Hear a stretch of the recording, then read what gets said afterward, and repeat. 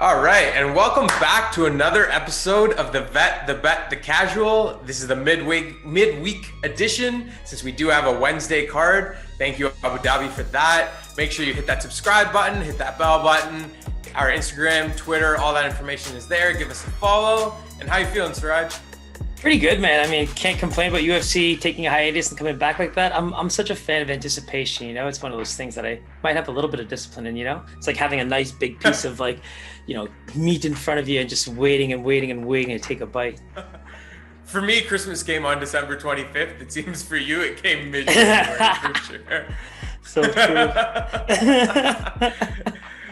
So, we got a nice Fight Island 7 coming up this Saturday, and next Wednesday is what we'll be previewing. Today, it's Fight Island 8.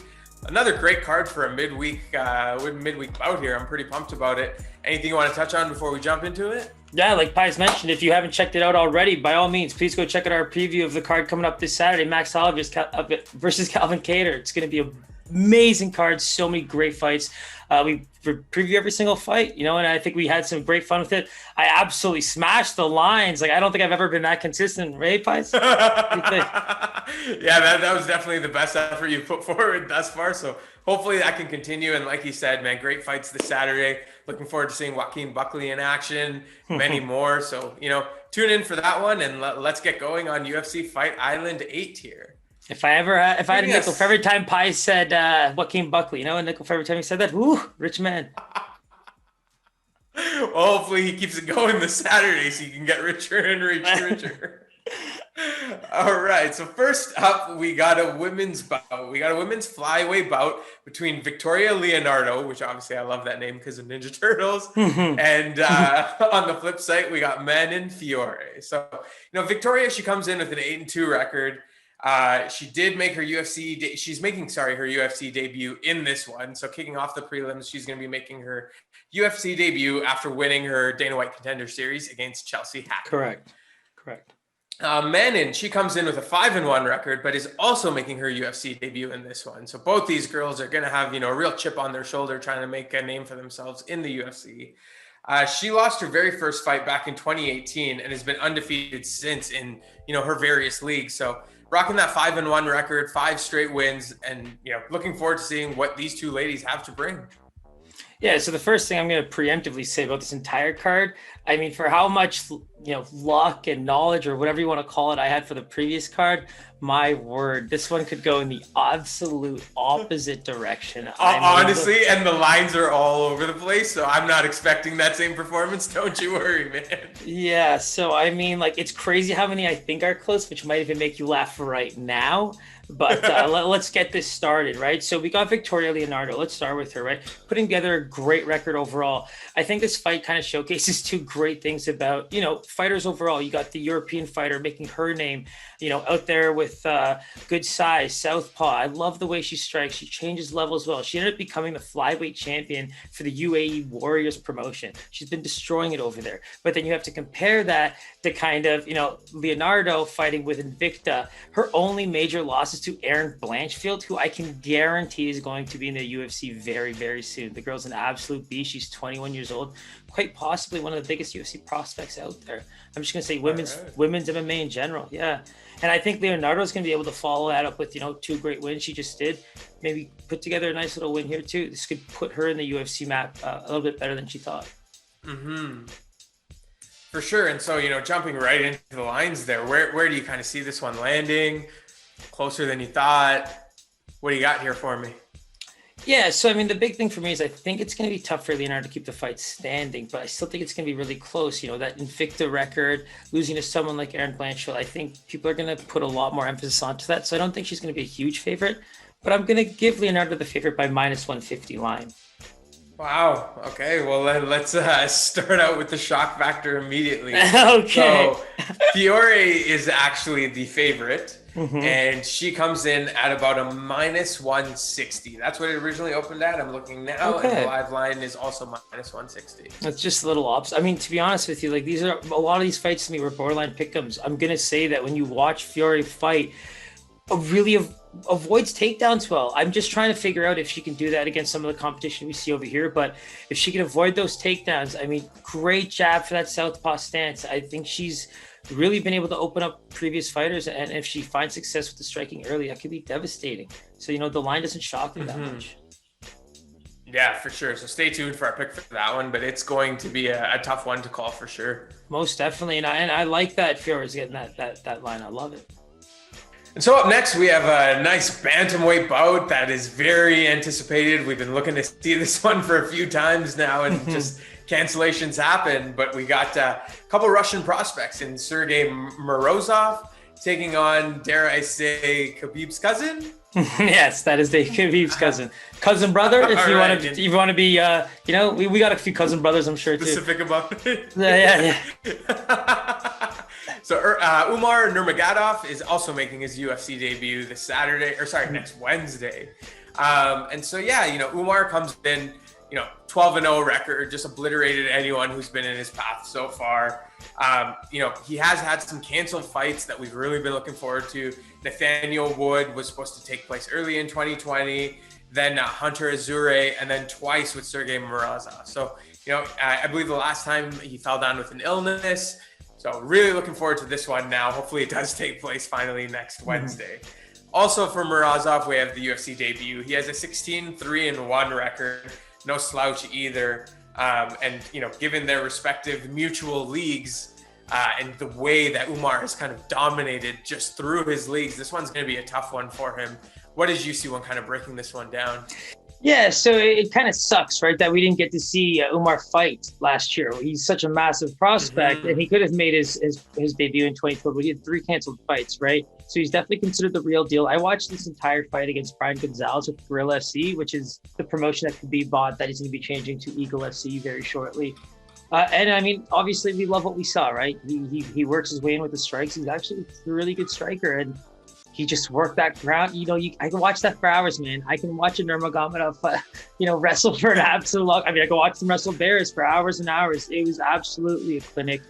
It was kind of nice, seeing Khabib's father, Khabib's cousin in the crowd, Khabib in the cornering Umar for the fight. That's dope. Yeah, it was such a nice little experience. The cornermen were honestly what disappointed me about that fight being canceled so much is that it was on UFC 256. Like, to see both, Nurmagomedov's in there and having Khabib in his corner well early in the prelims and then get ready for his fight against Gaethje, it would have been so dope. So he was severely sick. I taken to the hospital, I believe. So, it's one of those things where it's a highly anticipated fight. We just talked about anticipation, right? I can't wait. Yum, yum, yum, yum, yum.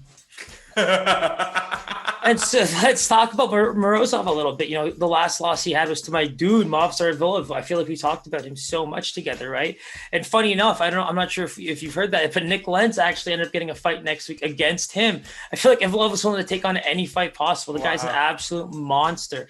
But let's get back to Morozov, right? He's an M1 legend. He was actually entering the UFC defending the championship. So, of his 3 losses, one of them was to a guy by the name of Reddinghouse, who he actually lost to back when he was younger in 2016 and beat him in 2019 for, a title defense. So, he looks really good as a striker. I think that's going to be kind of the MO, right? He looks good as a striker. I don't want to call this fight a feeder fight by any means because I don't know. I felt like he might be able to stand up in terms of overall MMA at the level that he's about to jump in, but let's be real. I saw him strike for the most part, and he looked great, but this is going to be far from a pure striking battle. Yeah, this is going to be a tough one. So let's jump right into the lines here. What do you got here? And the one piece of advice I'm going to have for you is don't hold back, my friend. It's funny, I'm looking at the line that I have, and it's an absolute joke. I might not even reveal it. I think I'm gonna bump that up by X number of points and just go with a shot in the dark, a minus 650. Okay, you might have overshot it a little bit, but you're definitely in the right range when we're reaching those levels. So he is a minus 500 favorite. Oh wow, okay.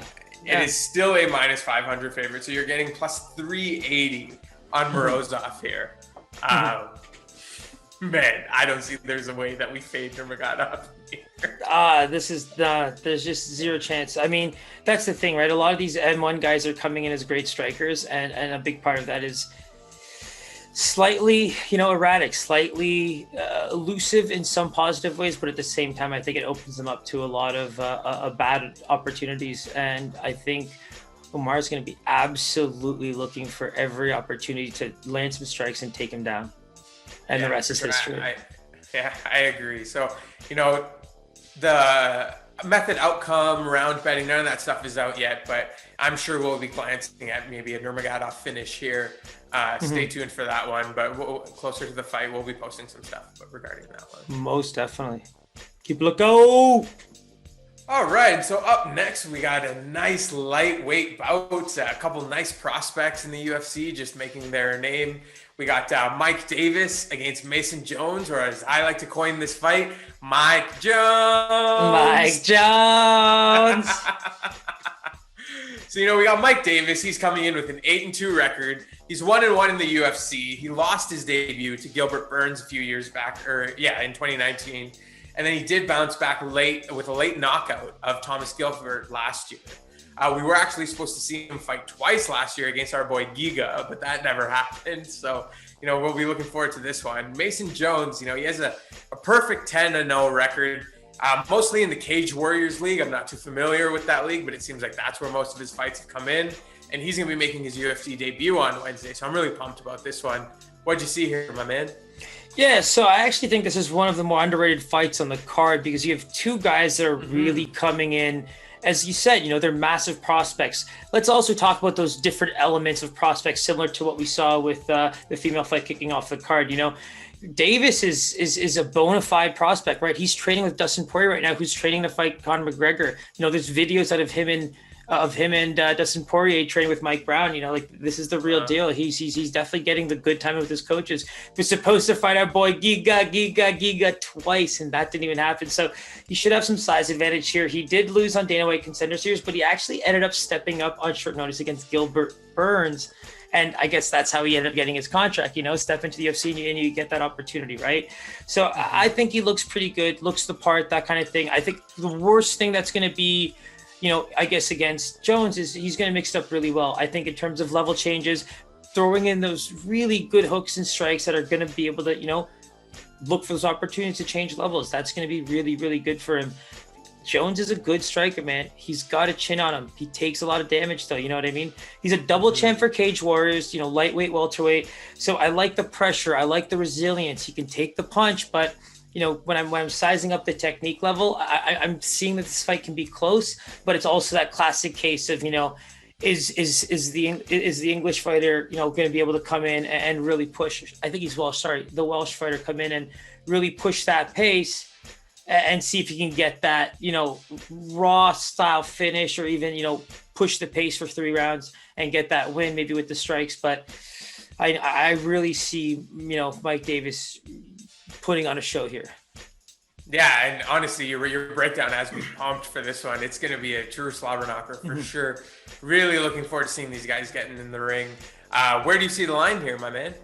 Yeah, so I think I kind of just hinted towards who I see as the favorite. I mean, I'm just trying to figure out if I see him as a massive favorite because, when I look at my line, I really do think this fight is pretty close. I think that our boy Mason Jones has an opportunity here to really kind of change the pace if he can keep it standing. So I'm going to go with Mike Davis, but I'm going to keep it at -115, maybe -120, but I'll stick with the -115 gut. So you are right. Mike Davis is the favorite. He's a slightly higher favorite than you expected. Okay. -188 is his number, and that's currently what it's sitting at as well. So it hasn't moved at all. So yeah, -188. That means Mason Jones comes in at +162 here. Okay, so there is some value for me there on the dog there. I mean, Cage Warriors is definitely a great promotion, and he is the double champ of that promotion at his weight class. So I would love to see what some of those lines look like in the next few days. But at the same time, I think this is going to be one of the best fights on the card, regardless of betting. Got me pumped on this one for sure. Yes, sir. Yes, sir. Yes, sir. All right, so up next, we got another bantamweight bout here. We got Jerome Rivera coming in against the kid brother of Davison. We got Francisco Figueiredo. So Jerome, the Renegade Rivera, he comes in with that 10-3 record. He made his UFC debut back in September after winning the Dana White Contender Series. He made that debut against Tyson Nam, I believe, and he lost that one in the second round. Tyson Nam we'll see later in the card today, I believe, or next Wednesday, but we'll be touching on it later today. Mm-hmm. So he'll be looking to bounce back off of that one. Francisco, he sports an 11-3-1 record. He's making his UFC debut next Wednesday, so really excited to see what he can do, given all the hype around his brother and stuff. So tell me a little bit more about this one. Is this kid the real deal here, or what? I mean, I'm wondering which fighter you're talking about here first. Definitely the kid brother.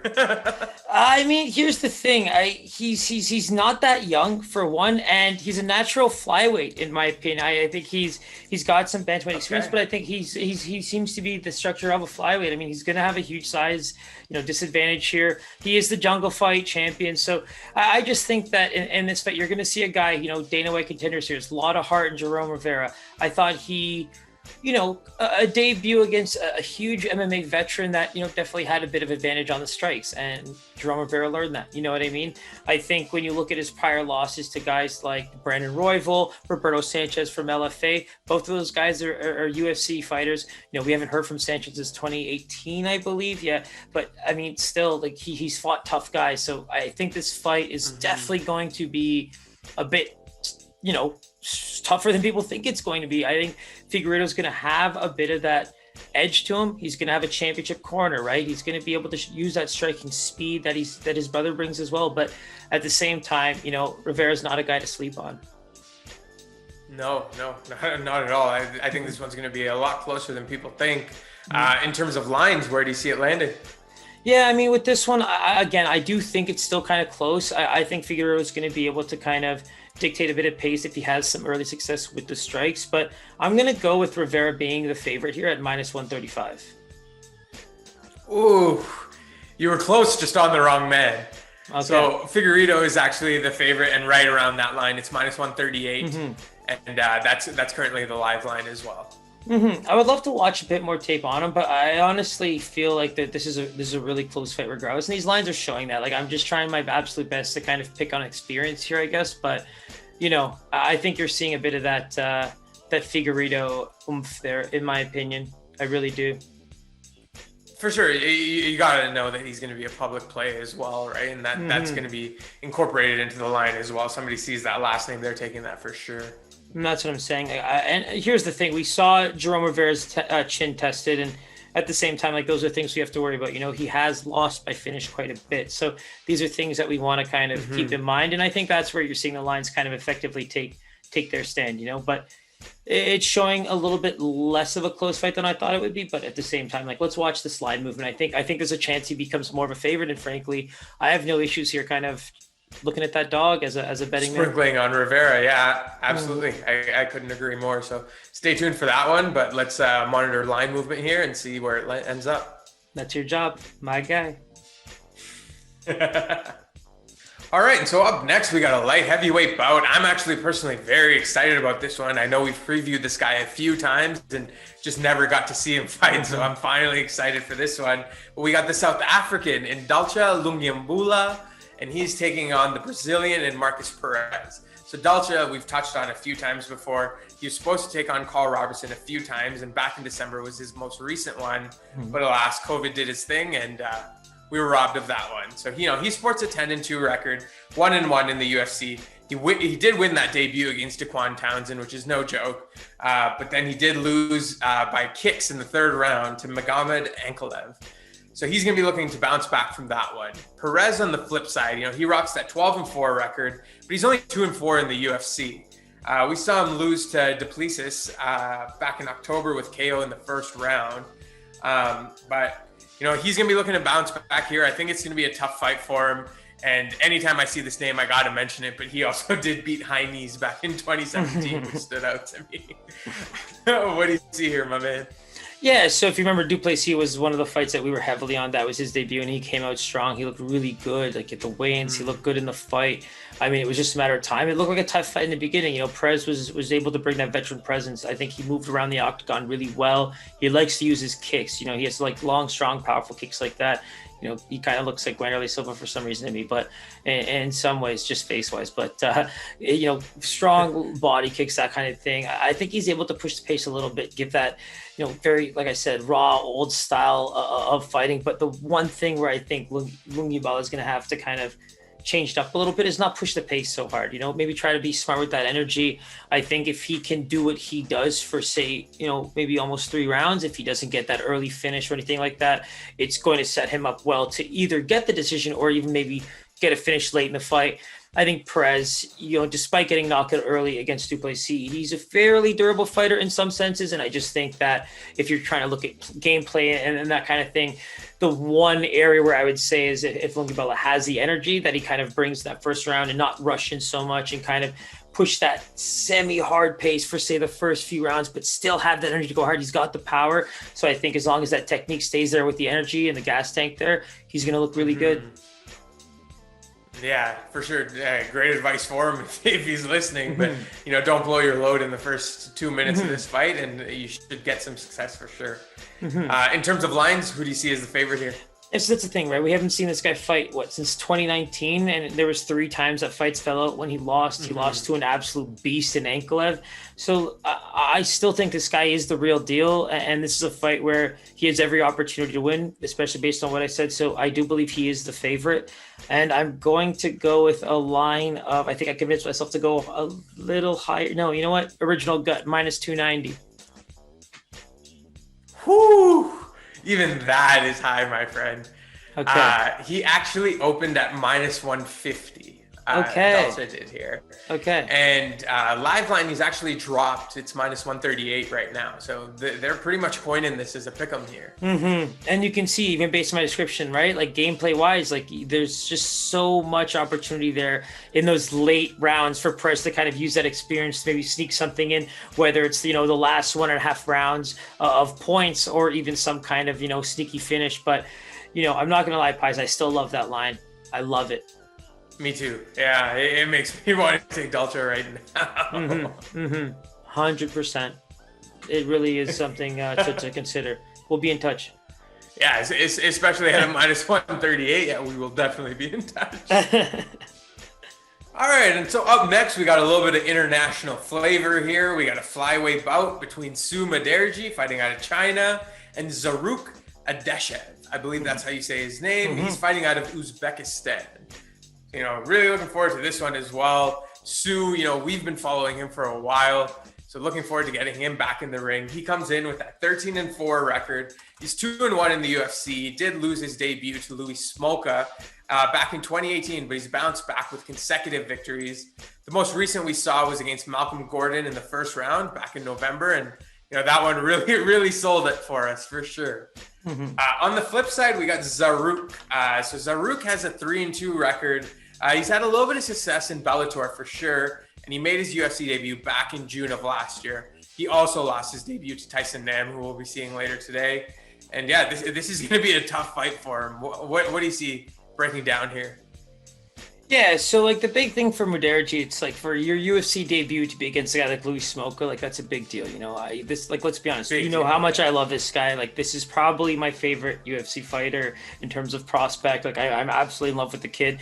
Even when you look at his prior fights, he's been so open about how hard he wants to work on his grappling because he knows that it's such a major hole in his game. He's proven that his striking is very good, even for the UFC level with the way he beat Malcolm Gordon. That was a fight we actually analyzed together. And, it was really sad for us to go against a Canadian fighter, but, our boy Su, my name is Su, Rich's name is Su. And I just, there's a connection there and I love him, and I'm loving everything I'm seeing. There's obviously a bit of a, what you would call a bias here, but in terms of what we're seeing from a UFC perspective, it's very clear. The striking is there, the footwork is there, the combos are there. It's just he really does need to kind of get that grappling going. He needs to get that cardio up to higher than prospect level. You want to be a ranked fighter, you want to kind of explore those championship level type rounds and all that. Headline cards. That's kind of where you want to take it. When we look at Zarrukh, this guy's a primo striker. I think this is the UFC's version of trying to create an absolute barn burner of a fight. When you watch his highlight reel, he's accurate as hell. He's powerful. Like I said, glory kickboxer. Like these guys bring it, man. Like all 3 rounds, he's gonna go hard. I think the one thing you kind of want to see is Mudaerji the real deal. Like if he has the opportunity to mix it up, this is kind of the fight to do it. I think if you have so much confidence in your striking and you want to practice your ground game, I mean, if you're really confident grappler, I think 9 times out of 10, most of these guys are taking this fight to the ground. You know what I mean? That's where I kind of I'm curious. Absolutely. I'm curious if this is just the UFC's way of just creating an absolute, brawl in terms of fight making. And I think we'll be able to tell within the first few minutes of this fight for sure whether this really is that outclassed for sure. So in terms of lines, where do you see this one kind of landing? Yeah, so for me, it's like I really fell in love with this kid in that Andrade fight. We got 3 rounds and we got to see what he could do, and finally Malcolm Gordon put him on the map. When you look at Adashev, 3-0 Bellator fighter, that's the one thing that stood out for me. I really enjoyed what I saw there. He's able to do it against some of the top fighters in the world, but now the question is, like, how are these guys going to stack up footwork? I think Mudaerji has really good size for these lower weight classes. He fights at bantamweight and flyweight. He really has proven his worth at both weight classes. He seems to be the real deal.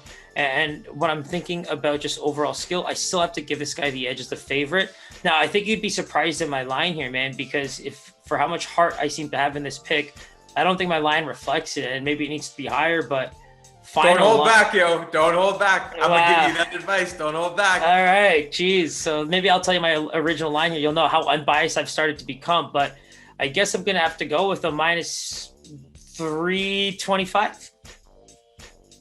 You could have gotten even higher, He's minus 400 favorite. Jeez. Yeah, minus 400.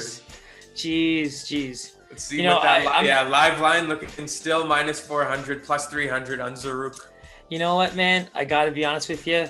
I believe that if this is supposed to be some kind of a gimme fight for the UFC, that's okay in that opinion. But like, this is a striking battle, right? If you're telling Zarrukh this is a puncher's chance, well, that's okay.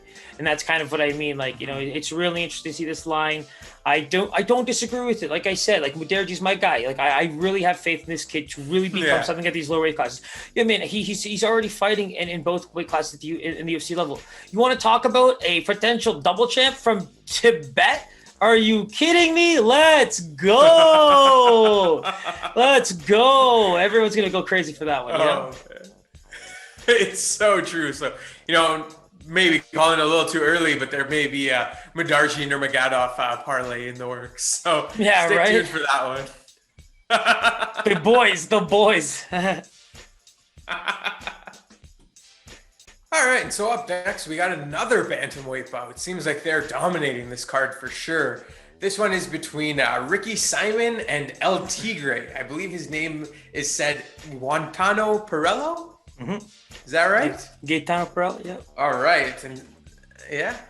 And so, this fight, it was supposed to be on Fight Island 7, rescheduled to Fight Island 8. So, we're looking forward to this one. Ricky Simon, now that's a nice prospect. He's 16-3 record, 4-2 in the UFC. We last saw him fight in May of 2020, where he beat Ray Bork by decision. He was coming off of 2 back-to-back losses against Uriah Faber and Rob Font, which are obviously no joke of fights either, right? And so, this is a guy, he's looking to move into that top 10 into this division for sure.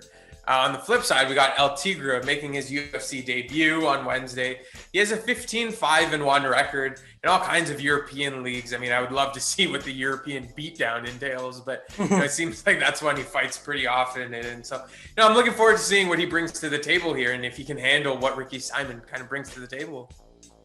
Yeah, so I mean, for me, I it's hard to call this guy a prospect. You kind of just said the names themselves. It's he does maybe not have as many fights as some of the other guys, but the guy is a veteran, MMA veteran, if you will.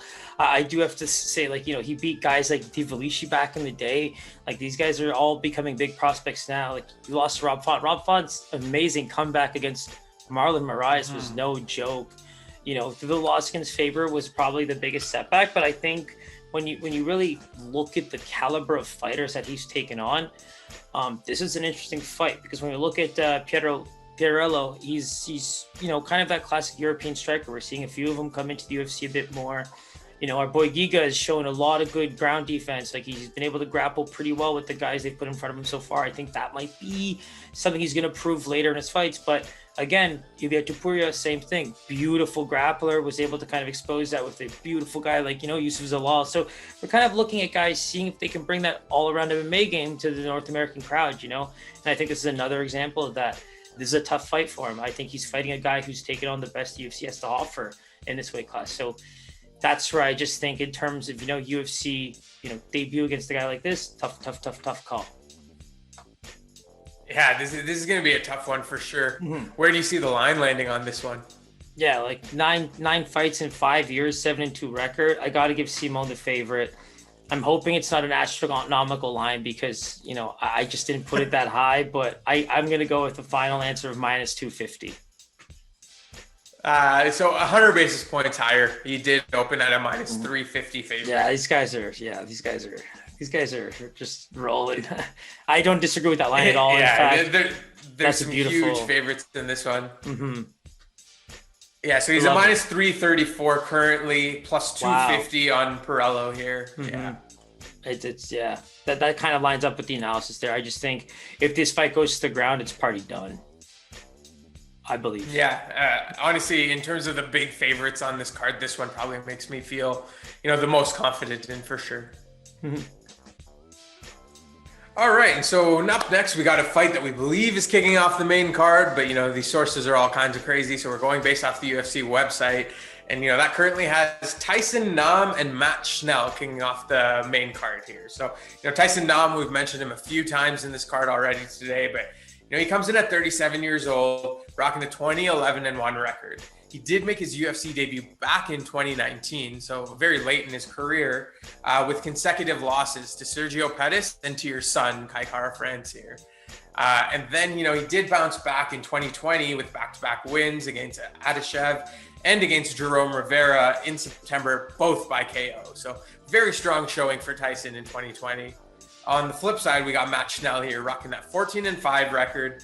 He lost his Ultimate Fighter finale to Rob Font, who, again, we've mentioned a few times today. So very credible fight there.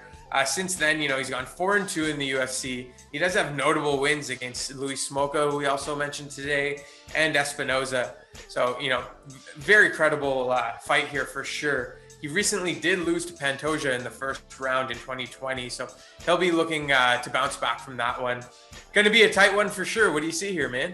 Yeah, so we get to finally see these guys who are kind of making a mini resurgence in their careers do battle. They were scheduled once in September and I think once in December again. So it really is a fight that's been, mini Tony Ferguson, Khabib, if you will. But I think it's a great opportunity for both guys, right? Tyson Nam was able to display his striking against an up-and-coming prospect in Jerome Rivera, who we spoke about earlier. So I think there's a lot of opportunity there. Matt Schnell, another alumni from a huge tough season that I personally enjoyed, the one that was based around flyweights, to get a title shot towards the end. It was actually Tim Elliott, the classic legend, who ended up getting that title shot. So that was a great fight too. So it was one of those things that put some flyweights back on the map to get the fight, to get the division kind of, and fluctuate with a bit more fighters. And I think that's where Kai Kara-France kind of got a good name. And it was a nice little resurgence for all of those lower classes. And so I think this is another example of that, right? We're going to see if both guys can mix it up. Obviously, Matt Schnell's chin, that's something that's very questionable, and Tyson Nam is going to test it. But there's areas to this fight where I think both guys have an opportunity to win it, and it makes me really question, who's going to make the mistake and who's going to kind of finally put that nice streak together if they can in the next little bit here. But it's a tough one to call. Both guys are just true vets of the sport, and UFC classics, if you will. Yeah, for sure. This one's going to be a tight one for sure. Are you leaning on either side in terms of a favorite here? Yeah, so the thing for me is I'm looking at the losses with Kai Kara-France and Sergio Perez, and those were also when both of those guys were fairly young and on the come up. And Matt Schnell's been away for a while, but we've also seen him fight pretty good guys, and even his losses. We talked about some of the names, and so I want to throw him a bone here. Yeah, I think he put together a pretty good streak. I think Pantoja's a monster. I think he's one of my, underrated fighters that anytime he's fighting, I make sure I watch that fight because every fight he's in, it's very exciting. 100%. And to be honest, he's a tough fight for anybody. The Brandon Moreno fights are a great example. So, I mean, I really have to lean Matt Schnell, and I'm going with the line of -125. All right, so Tyson Nam is actually the favorite, and it's at -138. So, still right in that pick'em range. It's a very close one to call. The live line is still -138, so +110 on Matt Schnell there. What's the under in that? Do we have access to that information? No, none of those are out yet. No, none of those are out. We're definitely going to keep an eye on the under in that fight. I think there's an opportunity for both guys to kind of, even in a 3-round fight, find a way to get that win. Even if they get tired, they seem to have the energy to maybe push through. And I think chins are chins, right? We can see if that comes into play as well. Yeah, so stay tuned for that one, and it's going to be a tight one for sure. No question. So next up, we have a nice featherweight bout here. We got a nice young prospect in Lerone Murphy taking on more of a vet in Douglas Andrade. Andrade? How do you say his last name? Douglas Andrade, yes. All right. And so, we got Lerone Murphy on one side. He sports a 9-0-1 record in the UFC's 1-0-1. He did win his first UFC fight back in July, knocking out Ricardo Ramos after creating a draw in his first one against Zubaira Tukhugov. One thing that really stood out to me is the height and reach advantage here for Murphy as well. Curious to see if he can, utilize that. Douglas, on the flip side, he has a nice 26-3 record, looks real sparkling. However, all 3 of his losses have come in the UFC. So he has a 4-3 record in the UFC. Ironically, his debut was also against Zubaira Tukhugov, which was back in 2014. He lost that one. Some of his 2 other losses are Rob Font and Pirrello, which are beasts. So all credible losses in those 3 losses that he has. Otherwise, he's 26-0. So can't take anything away from this guy. I think it's going to be a lot closer than people think. And what's interesting to note about Douglas as well is that he beat Marlon Rivera back in 2018. So, that's someone we've seen climb through the ranks real quick as well. Yeah, so for me, I really love the fact that, we're seeing a lot of underrated fights come up in this card. We just talked about one, and I think this is another beautiful one. First of all, can we talk about how Movsar Evloev was supposed to fight Douglas Silva Andrade as well? And that fight didn't happen because Movsar, Andrade had to withdraw. Don't nobody want that Movsar smoke, bro. No, nobody. Don't nobody want that smoke, bro. Wow. This man can't buy a fight, dog. Crazy. Shout out to fucking Movsar Evloev. Just running things right now. But in any case, you brought up a lot of the kind of things that I wanted to talk about, right? Like, let's talk about a little bit of MMA math here, right? Tukhugov has such a role to play in this fight, right? Murphy draw. And the first person to ever beat Douglas Silva Andrade, Zubaira Tukhugov. So this is such an interesting fight, right? Like, this man should, maybe he needs to be involved in some kind of a handicap match here, or even a triple threat. Who knows? But I think Murphy went into his original fight highly underrated. Ricardo Ramos was a massive prospect. The guy had good submission skills. The kicks were everything people were talking about. And honestly, I don't think Lerone Murphy was even phased. He was able to use the footwork that he had as a boxer, seemed to be the better boxer overall, was able to utilize that footwork, land some of his own shots. And frankly, the ground did not seem to be a problem. He got in trouble early in the first, but resilience proved big for him. He got out of that, got back to the feet. And from that moment on, he kind of dictated most of the fight. There was a moment where maybe he kind of gave up his back a bit, but you know what? I loved everything I saw from him. The resilience in the places where you thought he was going to be the absolute worst. I mean, the places where you thought he was going to be good, he was really good. And like, when you flip to the other side, it's like Douglas Silva Andrade, we're seeing a lot of guys that are coming out that were kind of part, like Santiago Ponzinibbio is a guy that comes to mind.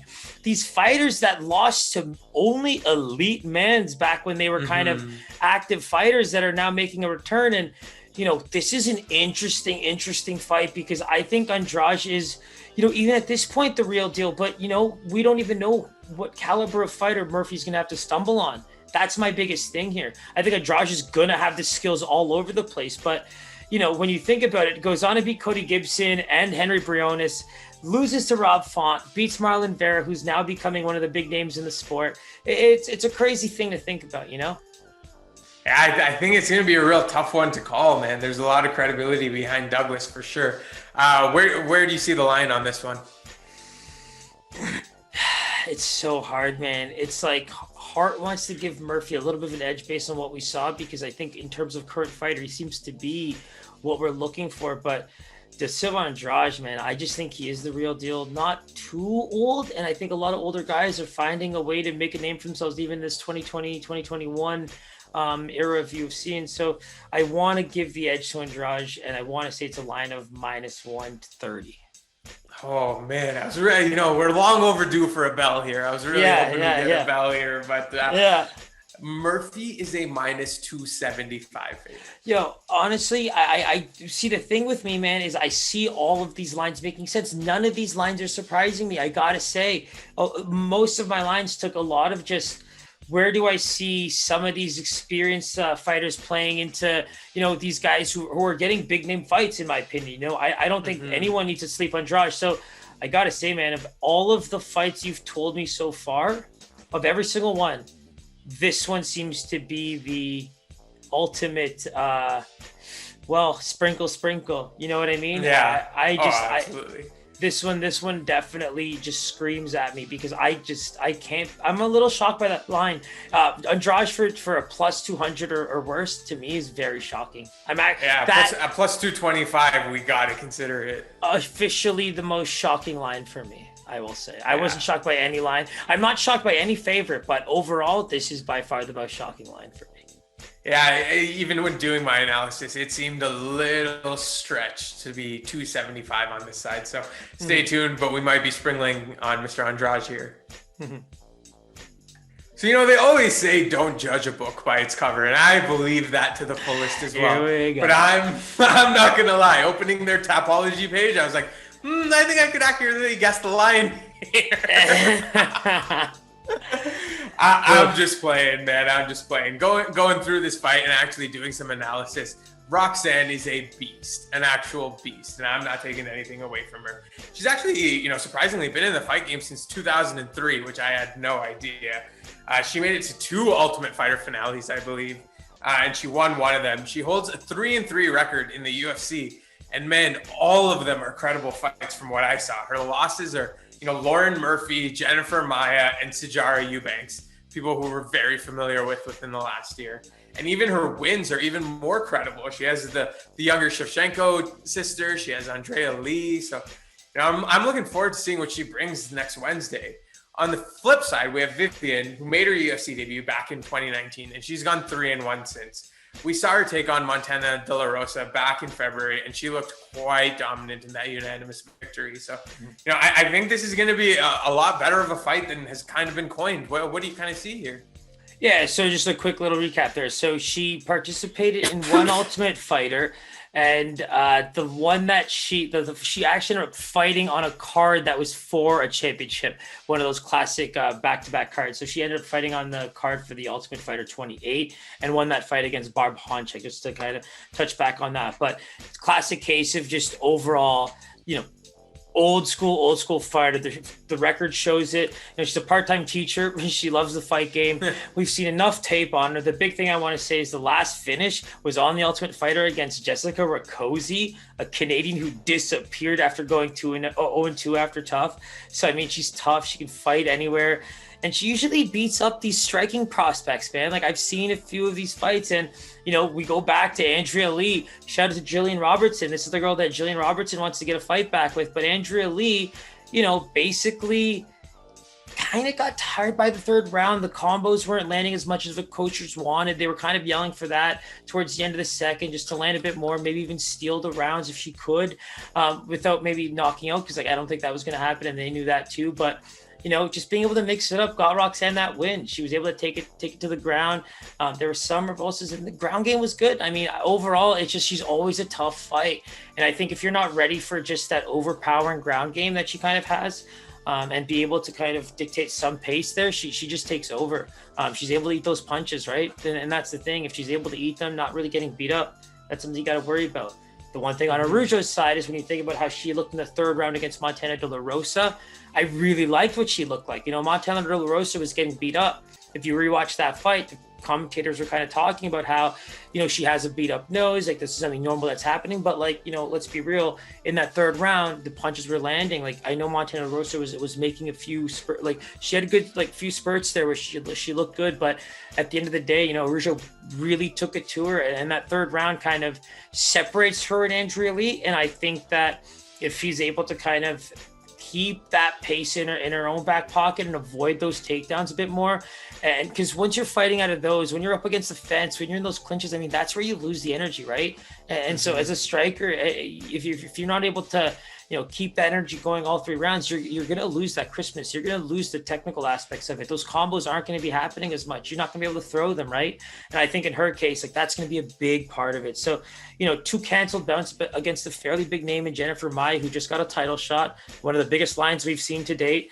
First time travels restrictions, second time she had COVID. So, she's had a few fights lined up. Like she's supposed to be taking on some pretty big names. So I still do like her as a favorite here, but I mean, we'll talk about that in a second here. Yeah. Let's segue right into it. How big of a favorite do you see here? Yeah. So like, that's the thing, right? So Roxanne, for me, like this whole card is screaming, figure out who the dogs are and start rolling, right? Because this is a fight where we do see, Roxanne probably falling in another dog category against a good striking prospect, but let's go, Araujo. Closer to another pick-em, maybe a -120, -115. I have written -110. Final call, -115. Let's say that. How about -334? Wow, no respect, man. No respect. No, that's what diving deeper into this, I'm like, man, maybe they set the odds based on these Tapology pictures themselves, because this is no respect to Roxanne here. Yeah, so I mean, here's the thing, right? Like we really do kind of have to look more into the Araujo grappling then. Like that's really what it comes down to, right? When you look at the pure strikers, Roxanne has really good experience against them. And I think we see some defense from Araujo, but at the same time, it's like she really does enjoy keeping the fight standing. And if those takedowns do come Roxanne's way and she's able to get that ground and pound going, I mean, who knows? We could be seeing an upset. But again, just based on that line and based on what we're saying, this isn't one of those, guy fights where we have that huge puncher's chance availability and all that kind of stuff. Like this is a very interesting line to kind of watch movement on and see what happens. But I mean, wow, good on Araujo for being a big fighter like that going into this main card. But I gotta say, I thought Roxanne kind of earned her keep a little bit in that last fight, and I thought the lines would reflect that. So I gave her some bump here, but unfortunately, I thought it's a lot worse. So what's the final line we're looking at for Roxanne? Yeah, so for Roxanne, it is a +250. Okay, cool. Okay. So, I was actually surprised at how large this line was as well. And, the one thing that I kind of want to look out for, it's not out there yet, but I could see this fight going the distance for sure. Yep, so agreed. Depending on what odds we can get there, that's something I would look into for sure. Mm-hmm. Because in terms of punching power, I mean, I do see Roxanne being able to take some punches here. Andrea Lee had some good punches land. That fight was relatively close, I think, in some people's opinion, but at the end of the day, the scorecards did speak volumes, and I think, Roxanne earned that big time. For sure. All right, so next up on the main card, we got a nice light heavyweight bout. We got Ike Villanueva on one side and Vinicius Moreira on the other. And damn, that's a cool ass name. It's a great name. Yeah, it's a great name. So, on the left side, we got Ike Villanueva here. He comes in with a 16-11 record. He is 0-2 in the UFC and is looking for his first win. He had 2 losses in 2020. Chase Sherman and Jordan Wright, the latter being stopped due to a doctor stoppage with a cut. So, I'm sure he's looking for a little bit of redemption there. On the flip side, we have Vinicius. We mentioned cool last name here. This guy comes in with a 9-4 record, but is also 0-3 in the UFC. So both these guys will be looking for their first UFC win here. He did win the Dana White Contender Series, and all of his losses came back in 2019. They were against Alonzo Minifield, Eric Anders, and Paul Craig. So, this is going to be a tough one to call. Do you see an edge here? What do you see breaking down in this fight? So the way I see this right now, Isaac Villanueva, he's kind of, to me, like a fan favorite if you really, really follow fights. I like the way he approaches the fight game. He's not the most in shape light heavyweight, for that division. But at the same time, I think he brings a good good attitude, good overall skill, if you will. And I think this is a fight that actually goes very much into his game. Let's be real. Moreira is 100% a grappling fighter. I think his chin is extremely questionable. He's shown that in most of his UFC fights, as we talked about here. So I don't want to dabble too much in that because I think you kind of laid it out there right there. Eric Anders finished him really beautifully with some good strikes. And I think that's pretty much what we've seen from him. And Villanueva is a pretty good boxer, man. I think that's where you're going to see him try to keep the fight, avoid being taken down. What's funny is I wonder if he wants to throw some slow him down and stuff, but really, I would even avoid throwing any low kicks or anything like that, just to avoid maybe getting caught and getting taken down, because I really do think Villanueva has a bit of an advantage here when it comes to the striking, because we've seen, Alonzo Menefield and Eric Anders both capitalized big time off of, taking their time, pushing the pace, landing the right shots. And, this guy does tend to give you the right openings, especially as he gets his back to the fence and tries to maneuver his way out of there.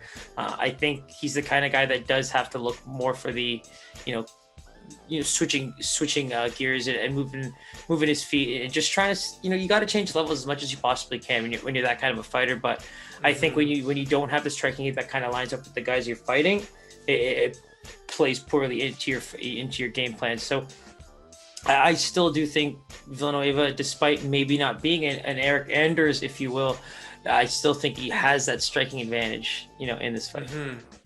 Yeah, and so, I think we're a little long overdue for a bell here, so hopefully we can nail it on this one. But who's the favorite here, my man?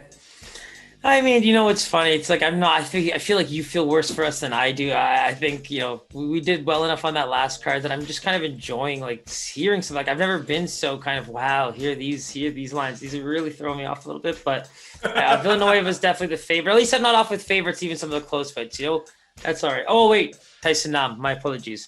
Villanueva. I'm going to go with minus 135 as the favorite here. Ooh, give me that bell, yo. That's what I was waiting for. I'm going to play it twice because I got only one. I'm going to play it twice because I got only one. Hey, man, we still got 2 fights left here, yo. I got faith, man. He's actually a minus 138 favorite, so you just nailed it within 3 basis points. I mean, when he gets it, folks. What can I say? Yeah, so minus 138 on Villanueva. The line has not moved. It's still right at minus 138 here. See an advantage either way? Yo, honestly, Pies, I can't help but really want to take that line big time. Honestly, yeah, I figured that would be the case.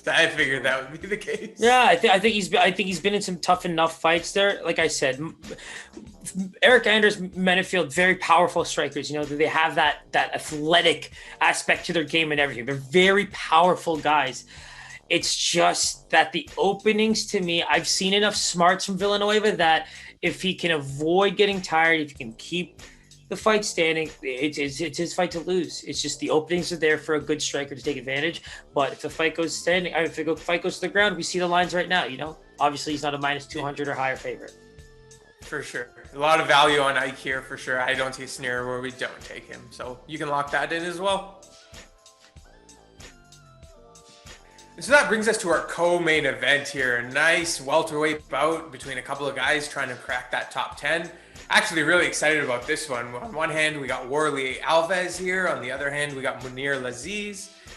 Really excited about this one. So, we got Warlley making his return to the ring in 2021. We actually didn't see him fight in 2020. And his last loss was back in 2019 against Randy Brown. He sports that 13-4 record. But if you dive a little deeper, man, those 4 losses, they're extremely credible. Apart from Brown, we got James Krause, we got Kamaru Usman, and we got Brian Barberena. So, no joke right there. He's going to be someone, really looking forward to bouncing back in this one. On the flip side, we got Mounir, who's a nice high-flying prospect. He made his debut back in July of last year, took out Alhassan in unanimous decision, and he rocks that 10-1 record. He's had some very credible wins in the UAE, and he should feel very at home for this one. I'm pumped about this one. What do you got here, man? Yeah, so let's talk about the vet first, right? Warlley Alves. I remember him making a big name for himself on Tough Brazil 3. I mean, that was an era where some big guys, Antonio Carlos Jr. was a big one as well, a personal favorite of mine as he kind of came up through the UFC ranks. But, let's talk about a bit of that MMA math again. You mentioned a lot of those fights, but Warlley Alves beat Alan Jouban, Nordin Taleb, Colby Covington before losing to Brian Barberena and Kamaru Usman. Brian Barberena. Can we talk about Randy Orton from the UFC, from the WWE? WWE, yeah. Yeah. What about him? Legend killer. Remember that? Back in the day, he was considered the legend killer, right? Yeah. Well, this is the same thing. Sage Northcutt. Who beat him? Brian Barberena. Fucking Warlley Alves. Who beat him? Brian Barberena. I don't think Brian Barberena gets enough credit for just being the UFC legend killer. But you know what? Let's move on from him and go right into what I think is probably not a Mudaerji prospect, personal favorite for me, but pretty high up there. That debut against Alhassan that you brought up, I mean, let's talk about for a second. Going into it, huge underdog, was considered someone that was going to probably get knocked out fairly early, just showed us everything about his game. He was able to strike at all three levels. He hit the legs, he hit the body, he hit the head. He showed us everything. He was 4 of 4 when it came to takedowns. And you know what? He was able to tire the man out. He was able to showcase all of his skills against the better UFC fighter. And frankly, you can't not just applaud that showing in what should have been a loss probably by finish against some UFC pundits. Mm-hmm. For sure. So, yeah, great breakdown there. That Alhassan victory, that was very telling, and I think it was a surprise to all of us for sure. Really showed the level of prospect that Mounir really is. So I'm really looking forward to this co-main event. Where do you see the line landing here? Let's get you another bell here. What do you got here?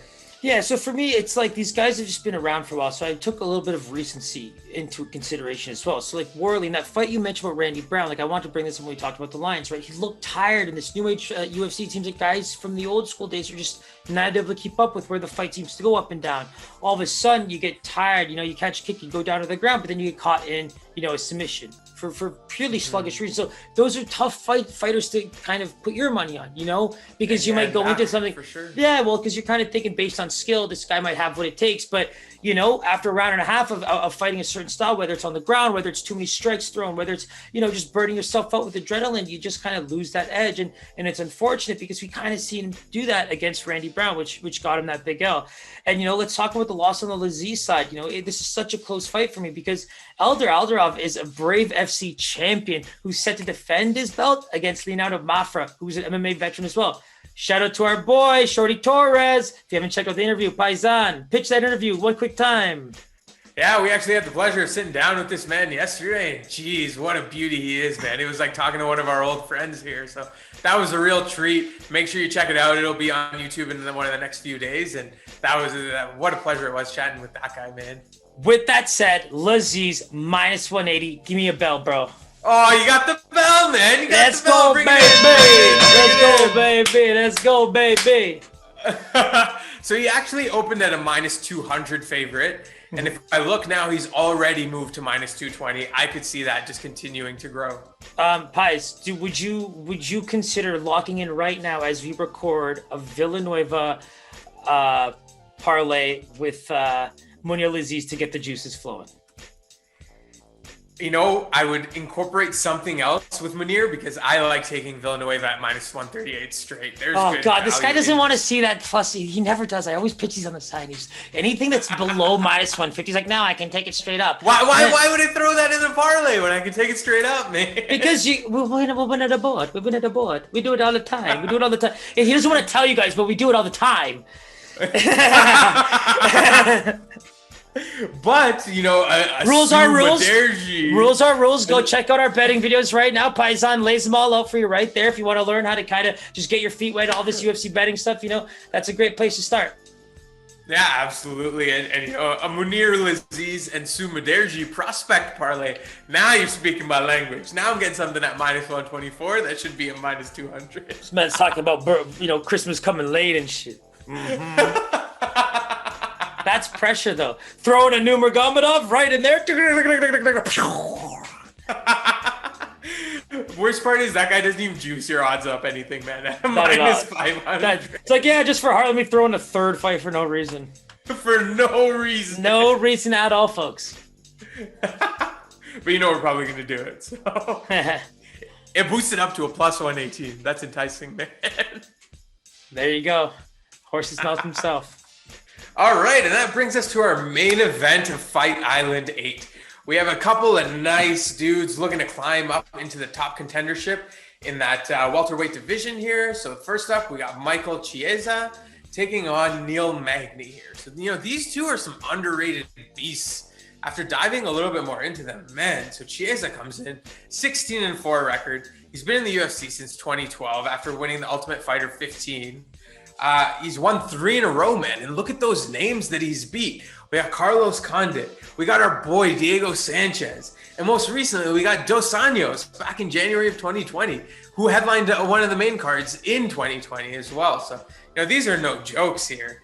On the flip side, Neil Magny, man, a beast in his own right as well.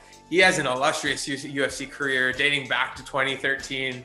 Big wins under his belt. Also beat Carlos Condit.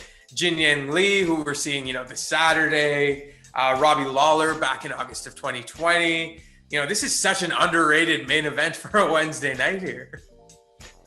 Yeah, so the first thing I want, like Michael Chiesa is definitely looking pretty good since his losses. And I want to talk about, I love my boy Pies. He's doing so well with all these names and with learning all these random fighters and getting so good with prelims. But he loves his names. And the way he introduced that Carlos Condit and Diego Sanchez win is beautiful for the couch. But I gotta say, maybe that's more of a hardcore notion. I love the guys, but that was a little bit later in the career. But I will say, I think that finally gave him the confidence to really kind of start stringing those wins together and working more and more on his game. Because the win against Rafael dos Anjos, we saw a lot of good things from him, right? The work against the fence, the clinch work, the ability to stick to him and really tire him out. We started seeing, that Chiesa gas tank really play into his favor, because I think sometimes we saw him, give up bad positions or maybe make the wrong mistake, or it was a lot of, since that Kevin Lee fight, I just felt like, Anthony Perez got away with a good win there too. Not got away, but he came away with a win there. But, that Kevin Lee fight kind of had him stumble a little bit. After that Perez fight, we really saw Michael Chiesa come back to being, that big, not prospect and now contender, looking at, a guy like Neil Magny across from him. Because let's talk about Magny. We're going to watch two guys go at it for a long time.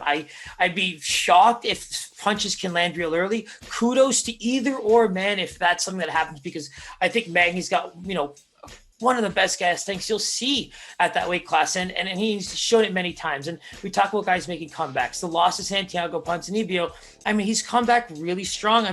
No one's really talking about his 2020, but that 3-0 that he put together in 2020 is one of the best we've seen, right? And looking back at some of his only losses via submission, elite fighters, Damian Maia, Sergio Moraes, when, Sergio Moraes more on the come up and Magny was still getting his feet wet. Dos Anjos, these are big submission type fighters. And I think Magny's really proven that, he deserves to dance with the Sharks. And I think Michael Chiesa has earned that shot too with that win over, Dos Anjos. He's put a bit of time into his commentary, deals and stuff like that. So I think it's time that, we see what he can do. And that time off, I think, for almost a year now is really going to help him. Yeah, this is going to be a real tough one to call, man. I see this going back and forth throughout the fight, especially for a 5-round fight. I think it can go either way. Who do you see as the favorite here? And it's funny, right? I kind of touch a little bit more on the Magny 3-0 record. You touched on the Chiesa record, right? And you'd have to give Magny a bit more of credit, right? Because the Jingling Liang, the Anthony Rocco Martin, and the Robbie Lawler wins are kind of more credible, because Jingling Liang is an up-and-coming UFC prospect who, if he beat Magny, was on the verge of probably big things. And the same can be said for Anthony Rocco Martin. That was a guy who was winning the fights he was supposed to win. And so Robbie Lawler, previous title challenger, kind of falls into a much better caliber of some of the, UFC legends we're talking about. So, it's tough to go against Neil Magny right now. And I think a lot of the hype is around him too, despite Chiesa getting some of that as well. I think you got to give some of the hype to Magny as well. I don't think it's going to be anything like a -300 line. I think that's borderline impossible.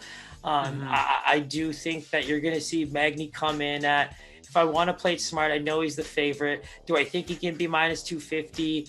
I do, but I don't think it can be that bad. So I'm going to go with -175 Neil Magny. Oh, what a way to finish, man. 3 for 3 on the belt. I'll give you a round of applause for that one for sure. Close my eyes. He's actually, He's actually a minus 138 favorite, so falls right in the realm of what you were thinking. Mm-hmm. And it's going to be a tough one to call. This is a very, very close fight. All about game plan, man. I think Magny can be the better striker. I think that we'll see gas tank for 5 rounds, but I think Magny should have the edge. I can't write out Chiesa by any means, but I think Magny should have the edge for sure. And that's where, like, if it goes to the ground, I mean, I think Magny's really good at getting himself back up. He himself is really good from the top position, but, Chiesa is a great ground fighter. He prides himself on his Sigjitsu, right? So, like, let's see what he can do. He's going to get opportunities if he can cling to him the way he did at Dos Anjos. That's where you're going to kind of see that dog come out of it. But again, I think it's going to be a bit of a different beast trying to cling to Neil Magny without getting him peppered a bit more, without seeing him get as tired as I think Dos Anjos did, especially from those body shots. I think Magny's going to be able to put together a bit more of a game plan when it comes to defending that. Yeah, and decent value on Magny as well. You know me, right? Anything less than minus 150 is a pick 'em. So, if I'm getting that value on a dude who does have the edge, I like it. So kind of stay tuned for that one. That wraps up UFC Fight Island 8. Make sure you hit that subscribe, hit that bell button. All our information's below: Instagram, Twitter. Give us a follow, like, subscribe, shoot us comments, whatever you need. Anything else you want to plug here, Suraj? I mean, plenty of dogs on this card, so it might not be as exciting as some of the picks that we released for the upcoming card on Saturday, but keep an eye out. This card is a lot of fun fights. Forget the gambling stuff. This is a very fun card to watch. You got 2 contenders, headlining, and like Pi said, follow. We got plenty of MMA stuff coming out, and as always, man, it's always a pleasure, man. Love doing this shit with you. Can't wait to keep going. Likewise, brother. And yeah, like you said, man, we get this on a Wednesday. It's a real treat. We're going to have to sacrifice watching the challenge that night. But, we get a nice UFC treat on a Wednesday. So enjoy it. And yeah, always a pleasure, brother. My man, take it easy. Peace. Later.